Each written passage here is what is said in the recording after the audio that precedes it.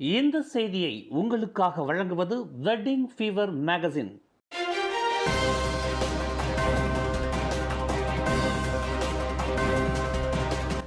வணக்கம். திசைகளின் 10 மணி செய்திகள். HRD corp நிறுவனத்தில் முறைகேடுகள், சிறப்பு விசாரணை குழுவை அமைத்தது SPRM. மனிதவள அமைச்சின் மனிதவள மேம்பாட்டுக் கழகமான HRD கார்ப் நிறுவனத்தில் நிகழ்ந்துள்ளதாக கூறப்படும் ஊழல் தொடர்பில் விசாரணை செய்வதற்கு மலேசிய ஊழல் தடுப்பு ஆணையமான SPRM சிறப்பு விசாரணை குழுவை அமைத்துள்ளது. HRD கார்ப் நிறுவனத்தின் தணிக்கை அறிக்கைகளை மனிதவள அமைச்சின் தலைமை செயலாளர் டத்தோ ஸ்ரீ கைருல் ஜைமி தங்களிடம் சமர்ப்பித்துள்ளதாக SPRM துணை தலைமை ஆணையர் டத்தோ ஸ்ரீ அமட் குசைரி யாயா இன்று அறிவித்துள்ளார். தங்களிடம் சமர்ப்பிக்கப்பட்டுள்ள தணிக்கை அறிக்கையை அடிப்படையாக கொண்டு கண்டறியப்பட்டுள்ள விவகாரங்களுக்கு சம்பந்தப்பட்ட தரப்பினரிடம் இருந்து பெற வேண்டிய ஆவணங்கள் மற்றும் ஆதாரங்களை SPRM அடையாளம் கண்டுள்ளதாக அமட் குசைரி குறிப்பிட்டுள்ளார். HRD கார்ப் நிர்வாகத்தினர் தனது இயக்குனர் வாரியத்திடம் தனது முதலீட்டு நடவடிக்கைகளை முறையாக தெரிவிக்காமல் தொழிலாளர்களின் பயிற்சி திட்டத்திற்காக முதலாளிமார்களிடம் இருந்து வசூலிக்கப்பட்ட லெவி கட்டண பணத்தை அதிக ஆபத்தும் இடர்களும் நிறைந்த முதலீட்டு திட்டங்களுக்கு பயன்படுத்தியுள்ளனர் என்று PAC எனப்படும் பொது கணக்கு குழு கடந்த வியாழக்கிழமை அம்பலப்படுத்தியிருந்தது. தொழிலாளர்களுக்கு பயிற்சி அளிக்க வேண்டிய லெவி பணத்தில் 377 கோடி வெள்ளியை முதலீட்டு திட்டங்களுக்கு HRD கார்ப் பயன்படுத்தியிருப்பது மூலம் அந்த மனிதவள மேம்பாட்டுக் கழக அதிகாரிகள் லஞ்ச ஊழலிலும் முறைகேட்டிலும் ஈடுபட்டுள்ளதாக சந்தேகிக்கப்படுகிறது. இந்த முறைகேடுகளை மேற்கோள் காட்டி இவ்விவகாரத்தை SPRM-இன் மேற்பார்வைக்கு கொண்டு செல்லும்படி மனிதவள அமைச்சுக்கு பொது கணக்கு குழு பரிந்துரை செய்துள்ளது. மிக பரபரப்பாக எதிர்பார்க்கப்பட்ட பினாங்கு சுங்கைபக்காப் சட்டமன்ற தொகுதி இடைத்தேர்தலில் பரிகாத்தான் நேஷனல் அத்தொகுதியை தற்காத்துக் கொண்டது. இன்று நடைபெற்ற இடைத்தேர்தலில் பாஸ் கட்சி சார்பில் பரிகாத்தான் நேஷனல் வேட்பாளராக போட்டியிட்ட அபிடின் இஸ்மாயில் 4133 வாக்குகள் பெரும்பான்மையில் வெற்றி பெற்றுள்ளார். நேரடி போட்டியில் பரிகாத்தான் நேஷனல் வேட்பாளர் அபிடின் இஸ்மாயிலுக்கு 14,074 வாக்குகளும், அவரை எதிர்த்து போட்டியிட்ட பக்காத்தான் ஹராப்பான் வேட்பாளர் ஜோஹாரி அரிஃபினுக்கு 9,600 வாக்குகளும் கிடைத்தன. இந்த இடைத்தேர்தலில் மிக குறைந்த எண்ணிக்கையிலேயே வாக்குகள் பதிவாகியுள்ளன.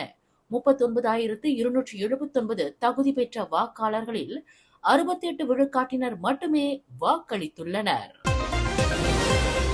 சுங்கைபக்காப் இடைத்தேர்தலில் அத்தொகுதியை மீட்டெடுக்க பக்காத்தான் ஹராப்பான் முழு வீச்சில் தனது தேர்தல் பிரச்சாரத்தை முடுக்கிவிட்ட போதிலும் மலாய்க்காரர் அல்லாத வாக்காளர்கள் அதிக அளவில் வாக்களிக்காதது பக்காத்தான் ஹராப்பானின் தோல்விக்கு முக்கிய காரணமாக இருக்கக்கூடும் என்று கூறப்படுகிறது. இந்த இடைத்தேர்தலில் பக்காத்தான் ஹராப்பான் வெற்றி பெறும் என்று ஓரளவு கணிக்கப்பட்ட போதிலும் மொத்த வாக்குப்பதிவு 68 விழுக்காடு மட்டுமே என்று தேர்தல் ஆணையமான SPR கூறுகிறது. இன்றைய தேர்தல் முடிவானது மலாய்க்காரர் அல்லாத வாக்காளர்கள் மிக குறைந்த அளவிலேயே வாக்களித்துள்ளனர் என்பதையே பிரதிபலிக்கிறது என்று PKR கட்சியின் துணைத் தலைவர் ரஃபீசி ரம்லி தெரிவித்துள்ளார். இத்தொகுதி 70 விழுக்காடு மலாய்க்கார வாக்காளர்களை பெரும்பான்மையினராக கொண்ட தொகுதியாகும். மலாய்க்காரர் மற்றும் மலாய்க்காரர் அல்லாதவர்கள் என 55க்கும் 45க்கும் இருக்க வேண்டிய வாக்களித்தவர்களின் எண்ணிக்கை விகிதம் 75க்கு 25 என மாறிவிட்டதாக ரஃபீசி ரம்லி குறிப்பிட்டார். தொழிலாளர்களுக்கு பயிற்சி அளிப்பதற்காக முதலாளிமார்கள் செலுத்திய லெவி பணத்தின் வாயிலாக கிடைக்கக்கூடிய வட்டி பணத்தை பயன்படுத்தி மனிதவள மேம்பாட்டுக் கழகமான HRD கார்ப் பொறுப்பாளர்கள் ஆடம்பரத்தில் திளைத்துள்ளனர் என்று PAC எனப்படும் பொது கணக்கு குழு தெரிவித்துள்ளது. ஆடம்பர நிகழ்வுகள், வெளிநாட்டு பயணம், ஆபத்துள்ள முதலீடுகளில் பணத்தை முதலீடு செய்வது போன்ற நடவடிக்கைகளில் HRD கார்ப் நிர்வாகத்தினர் ஈடுபட்டுள்ளனர் என்று குழு கூறுகிறது. 5 நட்சத்திர ஹோட்டல்களில் நிகழ்வுகளை நடத்தியதும் இதில் அடங்கும் என்று அது குறிப்பிட்டுள்ளது. இவ்வாறு பெரிய அளவில் நிகழ்வுகளை நடத்துவது விளம்பரம் அல்லது ஒரு சம்பிரதாயம் என்று HRD கார்ப் நிர்வாகம் கருதியதாக அதன் முன்னாள் நிர்வாக உறுப்பினர்கள் சாட்சியம் அளித்துள்ளனர் என்று PAC கூறுகிறது. முதலாளிமார்கள் செலுத்திய லெவி பணத்தின் மூலம் 320 கோடி வெள்ளியை HRD கார்ப் கொண்டிருக்கிறது. வெளிநாட்டு பயணங்களுக்காக கடந்த 2022ஆம் ஆண்டில் 28 லட்சம் வெள்ளியாகவும் 2023ஆம் ஆண்டில் 48,90,000 வெள்ளியாகவும் அதன் நிர்வாக பொறுப்பாளர்கள் செலவிட்டுள்ளனர் என்று PAC தெரிவித்துள்ளது. சுங்கைபாக்காப் இடைத்தேர்தலில் வாக்காளர்கள் மத்தியில் நம்பிக்கையை ஏற்படுத்துவதில் பக்காத்தான் ஹராப்பான் தவறிவிட்டது என்பதை பினாங்கு முதலமைச்சர் சவ் கொன் யாவ் பகிரங்கமாக ஒப்புக்கொண்டார். தொகுதி வாக்காளர்கள் எதிர்நோக்கியுள்ள சில முக்கிய பிரச்சினைகளை கையாளுவதிலும் அவர்கள் மத்தியில் நம்பிக்கையை ஏற்படுத்துவதிலும் பக்காத்தான் ஹராப்பான் தவறிவிட்டதை தாம் ஒப்புக்கொள்வதாக அவர் குறிப்பிட்டார். தேர்தல் பிரச்சாரத்தின் போது தங்களிடம் காணப்பட்டுள்ள பலவீனங்கள் ஆராயப்படும் என்று சவ் கொன் யாவ் தெரிவித்துள்ளார். பங்கோர் தீவில் பேரா மாநில அரசாங்கம் மற்றும் மத்திய அரசாங்கத்தினால் மேற்கொள்ளப்படவிருக்கும் RKK எனப்படும் சிறப்பு பகுதி திட்ட மேம்பாட்டு திட்டத்திற்கு உள்ளூர் வாழ் மக்கள் இன்று எதிர்ப்பு தெரிவித்துள்ளனர். அந்த சிறப்பு திட்டம் உள்ளூர் மக்களுக்கு எந்த ஒரு நன்மையையும் கொண்டு வரப்போவதில்லை என்று பங்கோர் தீவில் மீனவர்களையும் உள்ளூர் மக்களையும் உள்ளடக்கிய பங்கோர் மேம்பாட்டு வளர்ச்சி நடவடிக்கை குழு என்ற ஒரு NGO அமைப்பு தனது எதிர்ப்பை பதிவு செய்துள்ளது. இந்த திட்டம் குறித்து பங்கோர் வாழ் மக்களிடமோ அல்லது அத்தீவில் தொழில்துறையில் ஈடுபட்டு வருகின்றவர்களிடமோ கலந்து ஆலோசிக்கப்படவில்லை என்று அந்த NGO அமைப்பின் தலைவர் பே ஹோங் கி கூறுகிறார். இந்த திட்டத்தை மாநில அரசாங்கம் உடனடியாக நிறுத்திக் கொள்ளவில்லை என்றால் மாபெரும் எதிர்ப்பு ஆர்ப்பாட்டம் நடைபெறும் என்று அவர் நினைவுறுத்தியுள்ளார். SPM தேர்வில் சிறந்த அடைவு நிலையை பெற்று இன்னும் மெட்ரிகுலேஷன் கல்வி திட்டத்தில் இடம் கிடைக்காத மாணவர்களின் பிரச்சினையை கையாளுவதற்கு கல்வி அமைச்சர் ஃபட்லினா சிடேக் இன்று கால அவகாசம் கோரியுள்ளார். சிறந்த அடைவு நிலையை பெற்ற எந்த ஒரு மாணவரும் மெட்ரிகுலேஷன் கல்வி திட்டத்தில் இருந்து ஓரங்கட்டப்பட மாட்டார்கள் என அவர் உறுதியளித்தார். SPM தேர்வில் 10A பெற்ற மாணவர்கள் அனைவருக்கும் உரிய இடம் வழங்கப்படும் என்று ஃபட்லினா சிடேக் இன்றிரவு மறு உறுதிப்படுத்தினார். சிரம்பான் சுங்கை கடூட் தமான் துவன்கு ஜஃபார் பகுதியில் அருள் பாலித்து வரும் அருள்மிகு ஸ்ரீ மகாராஜ ராஜேஸ்வரர் ஆலயத்தின் வருடாந்திர பிரம்மோற்சவ திருவிழா நாளை ஜூலை 7ஆம் தேதி ஞாயிற்றுக்கிழமை வெகு விமரிசையாக நடைபெறவிருக்கிறது. திருக்கையிலாய பரம்பரை ஸ்ரீ கந்த பரம்பரை சூரியனார் கோயில் ஆதீன ஸ்ரீ காரியம் வாமதேவ ஸ்ரீமத் சிவாக்கர தேசிக சுவாமிகளின் ஆலோசனையின்படி இத்திருவிழா ஏற்பாடுகள் நடைபெற்று வருகின்றன. ராஜராஜேஸ்வர பெருமானுடைய மகா சமஸ்தான திருக்கோவிலுடைய வருடாந்திர பிரம்மோற்சவ திருவிழா மிக சிறப்பாக நடைபெற்றுக் கொண்டு வருகிறது. அதனுடைய பெரும் விழாவாக வருகின்ற 7ஆம் தேதி ஞாயிற்றுக்கிழமை காலை பால்குடம் என்று சொல்லக்கூடிய நிகழ்வானது மிக சிறப்பான முறையிலே நிகழ இருக்கிறது. நூற்றுக்கணக்கான அடியவர்கள் பாவங்களை நீக்குவதற்காக பால்குடங்களை எடுத்துக்கொண்டு கோயிலை வளமாக வந்து பெருமானுக்கு அபிஷேகம் செய்கிறார்கள்.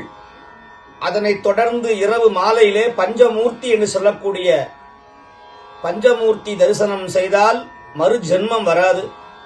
அப்பேற்பட்ட பஞ்சமூர்த்தியினுடைய புறப்பாடு, சிவபெருமானுடைய புறப்பாடானது 7ஆம் தேதி வருகின்ற ஞாயிறு 7ஆம் தேதி இரவு நிகழ இருக்கிறது. ஆலய குருக்களான சிவஸ்ரீ புவிதர்ஷ குருக்கள், சிவத்திரு ஹோபிநாத் குருக்கள், சிவஸ்ரீ செல்லதுரை குருக்கள் மற்றும் அனைத்து குருமார்களுடனும் இணைந்து பூஜைகள் நடைபெறும். சரவணன், ரமேஷ் ஆகியோர் மங்கள வாத்திய இசையை வழங்குவர். அனைத்து பூஜைகளும் ஆலய தலைவரின் நெறியாற்றலின் வழி ஆலய நிர்வாக சபையினரால் முறைப்படுத்தப்பட்டுள்ளது. சாலையை செப்பனிடுவதற்கு பயன்படுத்தப்படும் தாரை ஏற்றி வந்த கனரக லாரி ஒன்று வேக கட்டுப்பாட்டை இழந்து வேன் ஒன்றை மோதி தடம் புரள செய்ததில் அதன் ஓட்டுநர் உயிரிழந்தார். இச்சம்பவம் இன்று பிற்பகல் 2:40 மணியளவில் பஹாங் ஜுராந்தோட் பண்டார் லாமாவில் நிகழ்ந்தது. வேன் ஓட்டுநரான 33 வயது முகமது அஸ்வான் அப்துல்லா என்பவர் வேனின் இடுபாடுகளுக்கு இடையில் சிக்கி சம்பவ இடத்திலேயே மாண்டார். வேனில் பயணம் செய்த மற்றொருவர் கடும் காயங்களுடன் பொதுமக்களால் மீட்கப்பட்டு மருத்துவமனையில் சேர்க்கப்பட்டுள்ளதாக பஹாங் மாநில தீயணைப்பு மீட்புப் படை பொது உறவு அதிகாரி ஜுல்ஃபட்லி ஜக்கரியா தெரிவித்தார். கடந்த மார்ச் மாதம் ஜிம்னேசியம் கிளப்பில் அறிமுகமான மலேசியர் ஒருவர் தம்மை ஓரின புணர்ச்சி புரிந்ததாக வெளிநாட்டவர் ஒருவர் போலீஸ் புகார் அளித்துள்ளார். 25 வயதுடைய அந்த வெளிநாட்டு பிரஜை தாம் பாலியல் பலாத்காரம் புரியப்பட்டது தொடர்பில் நேற்று ஜூலை 5ஆம் தேதி வெள்ளிக்கிழமை போலீசில் புகார் செய்திருப்பதாக புட்டலிஞ்சயா மாவட்ட போலீஸ் தலைவர் ஏசிபி ஷாருல் நிசாம் ஜஃபார் தெரிவித்துள்ளார். கடந்த வியாழக்கிழமை அந்த உள்ளூர்வாசி தங்கியிருந்த ஆடம்பர அடுக்குமாடி வீட்டிற்கு தாம் அழைக்கப்பட்டதாக அந்த வெளிநாட்டவர் குறிப்பிட்டுள்ளார். அந்த அழைப்பை ஏற்று அவரின் வீட்டிற்கு தாம் சென்றபோது அந்த நபர் தம்மை தகாத உறவில் ஈடுபடுத்தியதாக அந்த வெளிநாட்டு இளைஞர் தனது போலீஸ் புகாரில் குறிப்பிட்டுள்ளார் என்று ஏசிபி ஷாருல் நிசாம் தெரிவித்துள்ளார். அந்நிய நாட்டு விபச்சார கும்பலுக்கு எதிராக கிள்ளான் பள்ளத்தாக்கின் 8 இடங்களில் சிறப்பு அதிரடி சோதனையை நடத்திய குடிநுழைவுத் துறையினர் 75 பேரை கைது செய்தனர். நேற்று முன்தினம் பிற்பகல் 1:45 மணியளவில் தொடங்கிய இந்த சோதனையில் புத்ராஜயா குடிநுழைவுத் துறையின் உளவு மற்றும் சிறப்பு நடவடிக்கை பிரிவுகளைச் சேர்ந்த அதிகாரிகளும் உறுப்பினர்களும் பங்கு கொண்டதாக குடிநுழைவுத் துறையின் தலைமை இயக்குநர் டாக்டர் ருஸ்லின் ஜூசோ கூறினார். பொதுமக்கள் கொடுத்த தகவல் மற்றும் 2 மாதங்களாக மேற்கொள்ளப்பட்ட உளவு நடவடிக்கையின் அடிப்படையில் இந்த அதிரடி சோதனை நடத்தப்பட்டதாக அவர் குறிப்பிட்டார். இச்சோதனையில் 32 இந்தோனேசியர்கள், 11 வங்காளதேசிகள், 8 வியட்நாமியர்கள், 6 இந்தியர்கள் உள்ளிட்ட 57 பெண்கள் கைது செய்யப்பட்டனர் என்றார். மேலும் 7 வங்காளதேசிகள், 2 மியான்மர் பிரஜைகள் மற்றும் 1 இந்தோனேசிய ஆடவரும் இந்த சோதனையில் தடுத்து வைக்கப்பட்டனர். இவர்கள் அனைவரும் 17 முதல் 46 வயதுக்கு உட்பட்டவர்கள் ஆவர். மேலும் செய்திகளை தெரிந்து கொள்ள கீழே இருக்கும் பெல் பட்டனை அழுத்துங்கள். உங்கள் மகிழ்ச்சியை வெளிப்படுத்த லைக் மற்றும் ஷேர் செய்யுங்கள். தொடர்ந்து திசைகளோடு இணைந்திருக்க சப்ஸ்கிரைப்